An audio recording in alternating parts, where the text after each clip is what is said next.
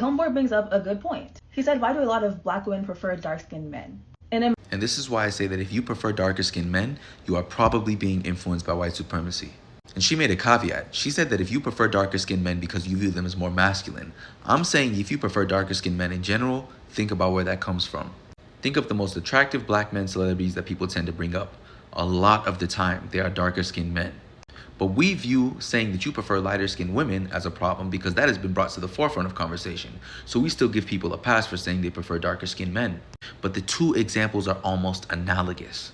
Like, it almost makes my skin sort of crawl every time I hear people say, oh yeah, I prefer darker skinned men.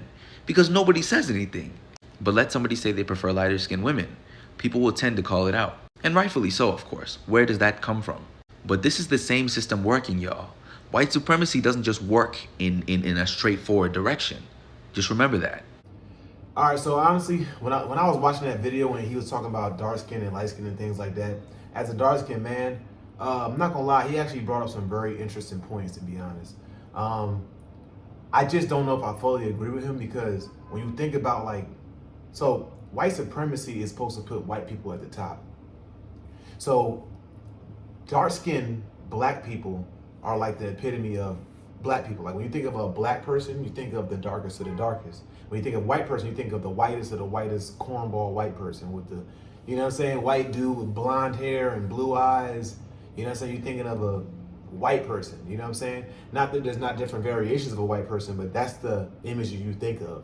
Mm-hmm. So to put black men, and black men are like, and I feel like white men, especially the white powers that be, I believe that they're threatened by black men just in general, no matter the complexion. But to put black men on a pedestal, I don't think it's a act of white supremacy. I think it's more about money and capitalism than anything. Personally, you know why? Because I think when it comes to sports, see, they can't control the fact that in sports there's a lot of money, but they can't control what people look like in sports.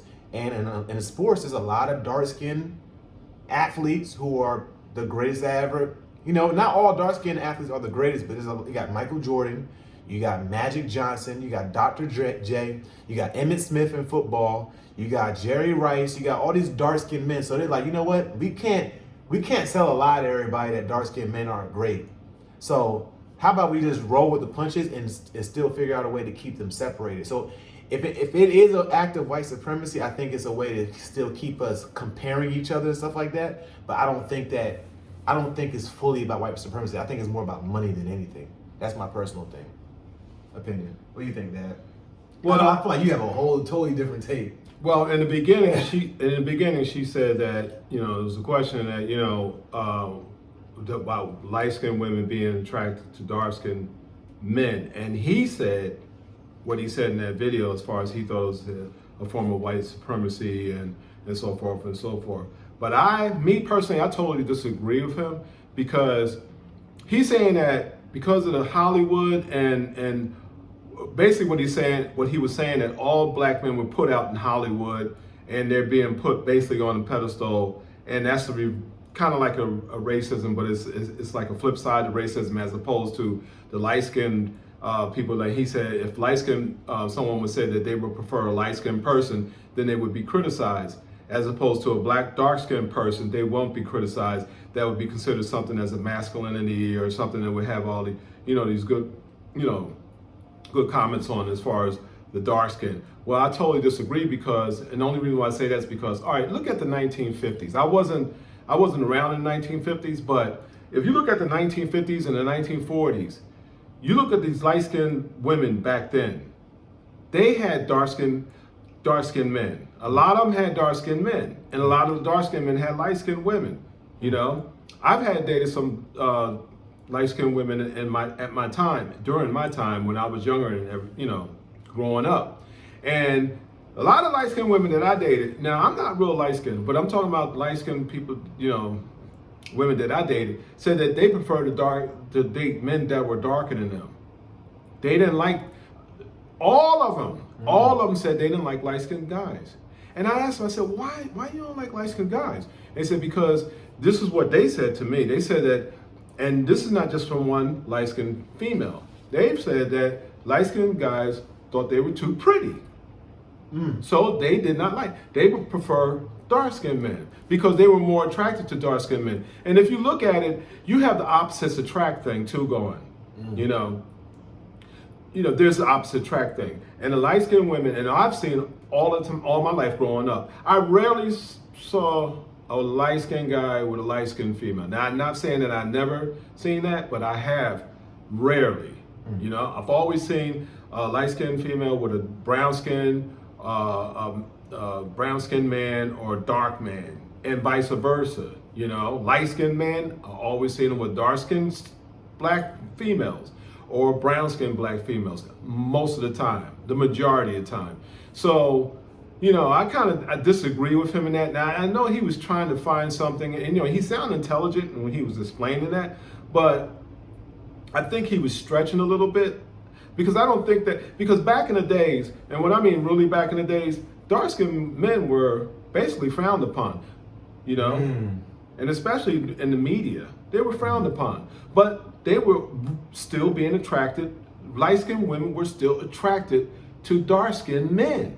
So no matter what the media said, the media has always been how it's been pretty much in the black community. Right. The media back then in those days, and the only reason why I say that is because I watch movies from the 40s, from the 50s and stuff like that. The only reason why I say that is because, you know, in the white entertainment industry back then, you know, white people were more comfortable with lighter complexion people. So they gave them more opportunities in the movie industry and even in real life, you know, and you know, as far as, you know, the working environment and stuff like that. They felt more comfortable around lighter people, lighter skin, lighter complexion black people. They felt the least comfortable around dark-skinned people, and they of course they treated them differently too, you know. So, you know, I disagree with what he's saying in that, you know, because if that was the case, then back then, 20, 30, 40, 50 years ago, you know, it would, you can't say that's considered as a reverse or flip side of racism. You couldn't say that. Also, too, on top of that, I'm thinking about what you're saying. When you think about the things that the guy was saying, dark and light contrast each other, right? Exactly. And dark has always been something that's been more dominant. And when I say dark, I'm not only talking about in complexion. See, dark also, when it comes to dark, like men's voices are darker than women's voices. Women have lighter voices. Men have darker tone. That they like in music, they'll say that's a darker tone. They'll say that's a deeper, darker tone. When you think about deep, it's dark. The deeper you go, the darker it gets. They're not saying deep for no reason. Okay. You know, you see what I'm saying? So it's like the reason why I disagree with him, because women, and there are a lot of dark-skinned women. I think dark-skinned women are beautiful, but darkness is associated with dominance, where lightness is associated with recessive. You know, and so women are the weaker vessel. Women are weaker than us, so that's associated with the lighter, right? They're weaker. They're more fragile. They're shorter. They're smaller. It's like a recessive gene. You know, and it kind of sounds offensive to some people, because some people may have, like, you know, yellowish hair, blue eyes. Some people may have freckles. Some people may have red hair and things like that. Those are recessive genes, but they're also lighter too. They're also not looked at as dominant genes, because, you know, like the darker your eyes, they look at that as that's what it's supposed, your eyes are supposed to be darker. The bluer your eyes, the greener your eyes, those look at as recessive genes, lighter. So I think it's more so like, because lighter is associated with more weakness and darker is associated with more dominance, and like I said, not only darker when it comes to complexion, darker just in general. Mm-hmm. I think because darker is more associated with more dominance, I think that men are attracted to the weaker vessel, the recessive in a sense, and women are attracted to the dominant.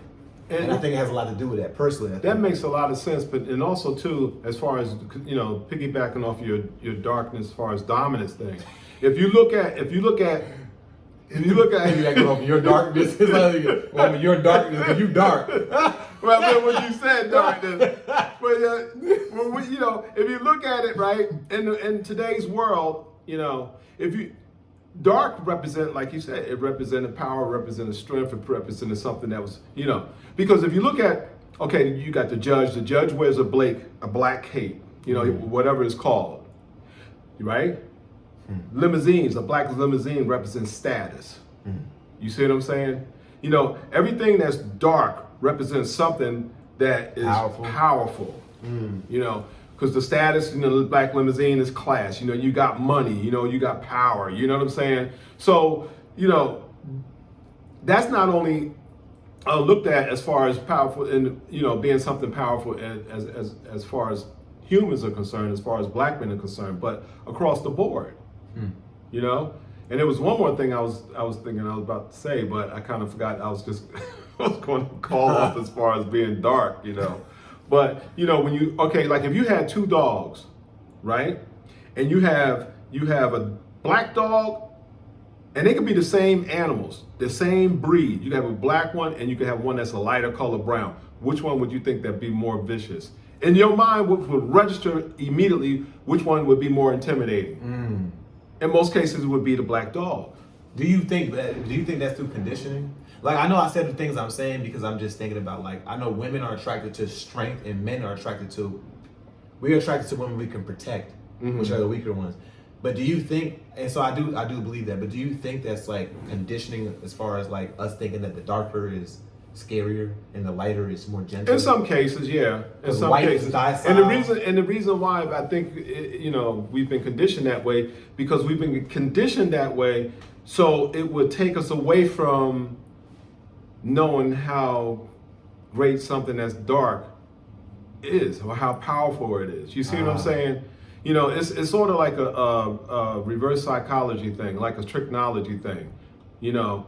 If somebody doesn't want you to be or to recognize something, the greatness in something, what they're going to do is talk bad about that particular thing that they want to, you know, steer you away from.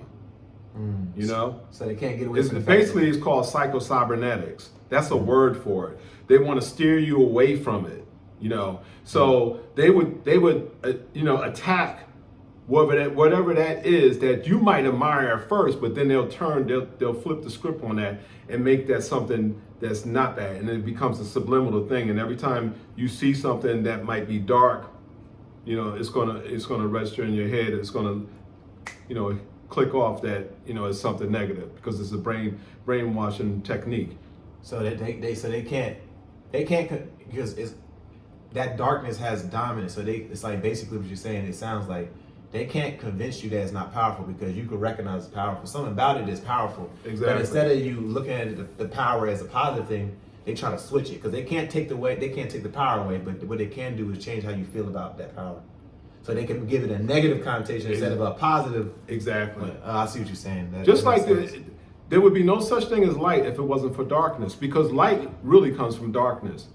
Now, if you don't believe me, if any of y'all out there don't believe me, just you know, study something that's called black light. There's black light actually exists, you know, but I'm not going to get deep into that, you know, or go into that. But really, light comes from darkness, you know, because it even says it in the Bible, you know.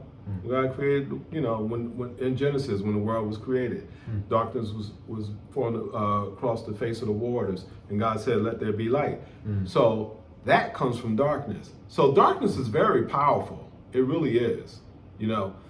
But, you know, and that could be a psychological thing also too for people who are not melanated, who are not dark complexion people of other races. You see what I'm saying? It might be a psychological thing with them. You know, they might look at it as intimidating too, you know, as far as the dark person. And the first thing they see, you know, oh, they might have this bad opinion or thought on that particular person that's dark. Again, we're getting back to brainwashing and all that stuff like that, you know. I have a question though. How do you think that helps? Like, so everything we said thus far, I'm thinking about dark-skinned women. And it's just like, so like where, you may not have the answer, I may not have the answer, but I'm just gonna ask it. Where do they fit in when it comes to this whole thing? Because it's like a lot of black men don't want them. Well, that's what they say. I'm not sure if it's true, but they say a lot of black men don't want them because they're darker skin, their tone. Because it's a conditioning thing. Like for instance, if we look at that as masculine, then why would we want to be with that? Back my wife told me that when she was younger, because my wife is, a melanated, dark complexion woman, and she said when she was younger, she said the mothers of guys back then, if they brought home a dark-skinned girlfriend, that mother would fuss at that son and say, "What you doing with that dark-skinned woman or dark-skinned female in my house? Why you dating that dark-skinned female?" And the simple reason, because that mother of that son, if they should have, get married or whatever, or have children, that mother wanted lighter complexion grandchildren. She didn't want dark grandchildren. You see the sickness, that's in our race. I'm not saying that it still exists. I believe that there's still some psychological issues going on with that, but this was a practice back then. Dark skinned females, have had it bad. But now you got the white boys, the white dudes are biting on real dark skinned sisters now, because they see the beauty. Now I'm not just saying it's not only white dudes, it's brothers too, because I like all complexions of black women. I've always liked all complexions of black women, but I just happen to choose, a particular type of a dark-skinned woman. And that was because of not so much dark skin, but also too because of the fact that, personality, this, that, and the other. And there's other things that contribute to my decision as far as that. Nah, that ain't how you told me. What I tell you? You said you was all into light-skinned women and your whole. No, I'm gonna tell you what you told me. No, you're right. You was all into light-skinned women. hear- You was all into light-skinned women all throughout high school, and then one time you dated this dark-skinned, real chocolate woman, and it changed your life. Yeah, she turned me out. But look, let me just. You already told me that, but that's the real reason. if y'all correct. rewind this, y'all would hear me when I just said what I just said. I said I like all complexions of women. Yeah. Me too. I said that. Me too. But yeah, when I was growing up, all I dated was light-skinned black females, and the reason why is because that's all I've seen. Growing up from a young boy. My mother was light complexion. My grandmother was super light, was mulatto. And my aunts, uncles, it was all light skinned. So my first experience as far as females are concerned were light skinned females, and these are females from my family. That makes sense. The grandma was light skinned, and her mom was super light skinned. Yeah. Yeah. So that's why, but as I got older, I met this, this chocolate, really, she was, woo! I ain't gonna get into it, but she was chocolate, boy. I mean chocolate. Her name was Butter. She was chocolate. I shouldn't have said her name, but that was not a real name. That's an alias name. But that was, they call her Butter. And sure enough, she was like butter. Enough of that. Enough. I can't believe you said her name. That's not a government name, Yeah, not a government name. But anyway, so getting back to that guy that get the video, he's the dark skinned brother. So he should be happy. Yeah. That he's being weird. He's being weird. Yeah, he's Gen Z. Gen Z is like, they're intellectual, but they're also weird because they don't have any life experiences and stuff like that. So, you know what I'm saying? Like, not all Gen Z, but a lot of them, like the people like him. So they find stuff to complain about because they're intellectual. They're very intelligent, but they don't have much life experience. So they're just trying to find stuff they're trying to find like holes and stuff and trying to fill those, they're trying to find holes and stuff and trying to correct it and stuff. It's like, bro, you don't got to correct that. Like, Yeah. You know what I'm saying? But I see what he's saying because I do feel like the dark-skinned women are left out. So I'm like, okay, so what's the solution for dark-skinned women? What's the solution for how we view dark-skinned women in our community? If dark is viewed as dominant, masculine, strong, all these different types of things, then we gonna look at the black dark-skinned woman as a strong woman and the light-skinned woman as someone that needs our help, that's docile, that's more submissive and things like that. It's like it all plays a part how we think about things. Well, I see dark-skinned women is not. See, they looked at it as a different way as opposed to dark-skinned men. Dark-skinned females are looked at as being more seductive. You know what I'm saying? And I even heard some dark-skinned females say, "Oh, so you want me as your runaround girl, but then when you get married, you go marry a light-skinned female." but really, that's how. And see, and I know, you know, like a lot That's of these. crazy. That's wild. Well, I mean, it's the same thing with white guys, white dudes. When they see a chocolate sister, it's like a Fetish. it's a fetish, you know. I mean, they want, oh, she's chocolate, and the darker the sister is, the better, you know, for them, you know, because it's like that fetish thing, you know. They want to, you know, because when I see them white boys with dark skinned sisters, you know, or black women, period, I rarely see them with the real light skinned one. I've seen them growing up a couple of times with, you know, but it's rare. But anyway, Yeah, we can. 20 minutes should be our max.